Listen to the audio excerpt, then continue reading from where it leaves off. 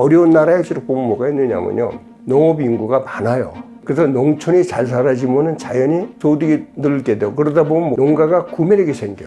나라의 산업화를 갖다 촉진하게 되고 농촌이 기계화가 되고 농촌의 인구가 다시 산업인력으로 빠지고 그런 것을 다른 나라에도 좀 전해주고 싶어서 이런 일을 하고 있어요.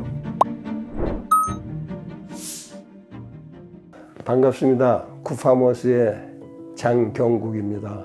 여러분들하고 함께 대화를 나눌 수 있는 시간을 갖게 돼서 반갑고 또 고맙습니다. 대학을 내가 농과대학을 나왔는데요. 내가 대학을 갈 때 우리나라 농업 인구가 60% 가까이 됐었어요. 그 과정에서 우리나라가 농업이 산업이 발전하면서 참 고마운 걸 많이 받은 거예요. 왜냐하면 우리 농축산업이 발전하면서 우리나라도 잘 살게 되고 또 우리나라 잘 살게 되면서 우리가 종사하고 있는 업종이 발전하고 그 과정에서 참 복받게 이런 이제 생활을 할 수 있었고 그래서 그렇게 그 복받은 이런 걸 하다 보니까는 나만 받으면 안 되겠다. 그래서 이것도 돌려주는 것이 도리가 아닌가 하는 생각을 가져서 이런 일을 하게 됐는데 후원을 받았던 나라가 후원을 한 나라로 바뀐 것도 우리나라밖에 없지만은 또 하나 가장 중요한 것은 뭐냐면 가장 정근대적인 산업 형태에서 가장 첨단의 사회적 형태를 체험한 세대가 살아있는 유일한 나라예요. 그 중에 내가 어떻게 보면은 마지막 끝세대거든. 특히 내가 이제 그 사료 분야에서 줄곧 그런 생활만 해왔어요. 그래서 내가 사료 공장 처음 저거 적에는 사료 배합을 삽으로 했었어요. 사료 배합을 삽으로 한 걸 아마 본 마지막 끝세대예요. 삽으로 배합을 하다가 그것이 이제 기계화가 되고 자동화가 되고 지금 무인 공정까지 이렇게 되어진 걸 갖다가 사료업계 쭉 있다 보니까는 축산과 관련돼서 바라보게 되고 그런 거지. 그래서 내 경험을 갖다가 개발도상국이나 특히 북에 전해주고 싶어서 이런 일을 하게 됐어요. 우리가 시작한 거는 캄보디아 시작을 하다가 이제 방글라데시, 아프리카의 우간다, 최근에 와서 라오스 다시 저걸 하고 그 캄보디아도 다시 접목을 하고 있고 그 다음에 지금 미얀마를 지금 이제 또 검토를 하고 그러고 있어요.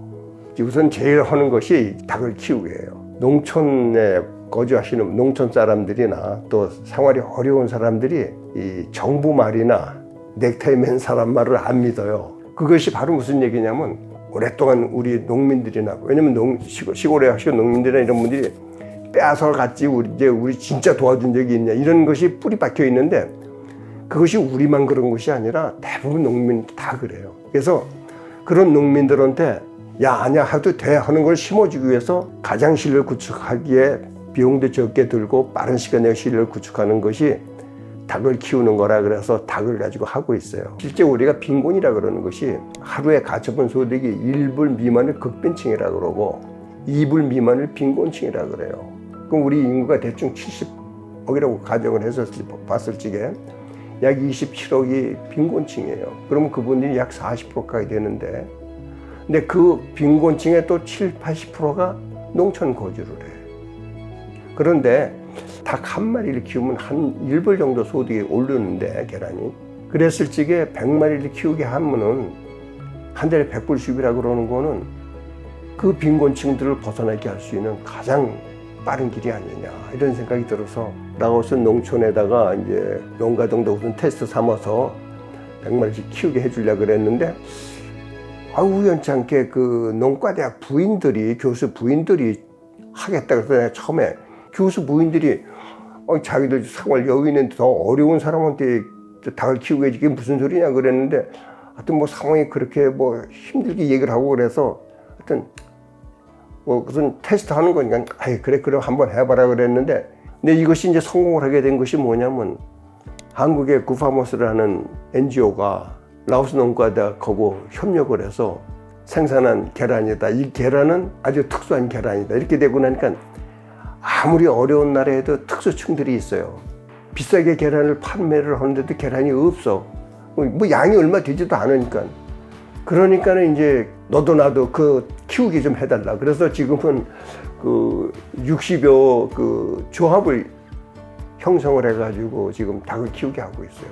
아주 그거는 내가 원했던 건 아닌데 교수 부인들이 함으로써 교수들과 같이 힘을 모을 수 있었고 그것이 성공 모델이 되니까는 지금은 아주 비교적 우리가 하는 사업 중에서 가장 성공적으로 하고 있는 것이 라오스예요. 그래서 지금은 그 라오스에서 우리 저거 한 것이 FAO에서 그 라오스의 어려운 가정들한테 닭고기를 좀 저거 하는 거를 갖다가 우리한테서 사가지고 그런 일도 하고 그래요. 내가 이제 처음 시작할 적에 그 캄보디아에 육개를 키우게 했어요. 근데 200마리씩 20개 농가를 키우게 했는데 실패를 했는데 4,000마리가 동시에 나한테 팔 데가 없어. 그래서 사실은 육개를 처음 시도하다가 산란계로 빠는 거예요. 계란은 개인이 먹을 수 있죠. 닭고기는 뭐야? 가족이 먹을 때야. 근데 4,000마리한테 팔 데가 없더라니까. 근데 돼지는 어떻게 돼? 잡으면 마을이 먹어야 돼. 그래서 그런 과정을 갖다가 어떤 식으로 해나갈까도 고민하게 되고, 그 다음에 유통을 생각하지 못하는 경우에는 큰 실수를 한다. 근데 유통도 생각하고, 이런 것이 내가 첫 번째 그 캄보디아에서 실패를 하면서 굉장히 배운 거예요. 그리고 이걸 하다 보면은 후원 좀 받으러 다니고 그러다 보면은 나 직장 생활 하면서 한 번도 그 어디 가서 아쉬운 소리 안 하는 직장 생활을 했는데, 흔히 말하는 이 나이에 맨 아쉬운 소리로 다니잖아. 근데 이제 이제는 뭐 그거 웃으면서 다 하는데 그런 경우가 있어요. 마치 뭐냐면 내가 또 다른 목적을 가지고 하는 걸로 다 이렇게 바라볼 적에 참 그 마음이 아프지. 일반적인 그 세상 시각으로 보면 나를 이해 못해요. 순수성을 몰라줄 적에 눈물이 나지. 근데 누군가는 해야 될 일인 것 같아. 우리나라 농축산이 이렇게 발전하는 바람에 나 이런 정도로다가 살 수 있게끔 된 것이 우리나라 농축산업이 발전하면서 이런 정도 살 수 있게 해준 거거든요. 근데 이게 우리 나이에 뭐 내가 더 돈 벌어서 할 것도 아무 의미도 없고, 무언가를 내가 받은 거를 갖다가 그 고마움을 갖다가 뭔가 이 사회에 되돌려주고 싶은 건데, 그러니까 캄보디아처럼 농촌 사람들을 모아서 조합을 만들었을 때 그보다 고마운 게 없지. 그다음에 또 한 번은 내가 테스트를 한 것이 이제 방글라데시에다가 한번 테스트를 했는데 한 가정을 했어요. 근데 이분이 한 달에 70몇 불을 벌었다고 그렇게 좋아했을 적에 그렇게 그 얘기 들을 때 보면 나도 모르게 눈물이 나. 아유, 고맙다. 그리고 더 열심히 해야겠구나. 근데 내가 이런 걸 하면서 제일 느끼는 것 중에 하나는 뭐냐면 절대로 그 사람들 그냥 주는 거 하면 안 돼요. 스스로 자립하게 하는 거에 대한 일으켜 하는 그런 일을 했는데 해야지. 많은 NGO들은 뭐야? 막 갖다 줘. 그러면 안 돼. 많은 경우가 보면 그냥 주는 일들만 해. 자립하게 하는 거 할 줄 몰라. 그게 싫은 거야. 근데 지금은 그래도 많은 NGO들이 자립하게 하려고 하는데 많이 신경을 써요. 근데 제일 필요한 것이 농축산업인데 농축산업을 하는 그 NGO는 우리 하나밖에 없어요. 한 농가가 성공적인 생활을 하잖아. 그래서 따라한다고. 야, 저렇게 하면 된대. 그 다음에 노력하기 시작한 거예요. 전체를 다 그렇게 안 돼. 그 뭐냐면 한 사람, 두 사람이 옆집이 닭 한 마리 키웠는데 그걸 해가지고 하는데 보니까 괜찮은 것 같아. 그럼 옆집에서 나도 한 마리 좀 해줘. 이런 분위기가 돼야 되는 거지. 똑같이 나눠주면 어떻게 돼? 에이, 잡아먹지. 이런 문제도 생기는 거예요. 다 잡아먹어버리는데. 그리고 뭐라 하냐면, 닭 죽었어요. 그런데 한두 농가가 성공을 하잖아? 그러면 옆에 사람이 따라 한다고. 개인적으로는 그런 역할이라도 내 눈으로 좀 봤으면 하는 거예요. 그 다음에 구파모스는 이러한 그 생각이 계속 이어져 가고 그러면 좋겠고. 그런 거죠. 그러니까 우리가 어느 하나만 보지 말고 복합적으로 볼 수 있는 거. 근데 나는 이런 일을 하다 보니까 내 옛날 경험들을 아까도 했지만 삽으로 뭐 사료 배합했는 것부터 시작해가지고 무인공장까지 보다 보니까 그 당시에는 축산물이 어떤 것이 어떤 형태로 다 유통이 되고 이걸 다시 공부를 하는 거예요. 옛날 생각 되찾아서.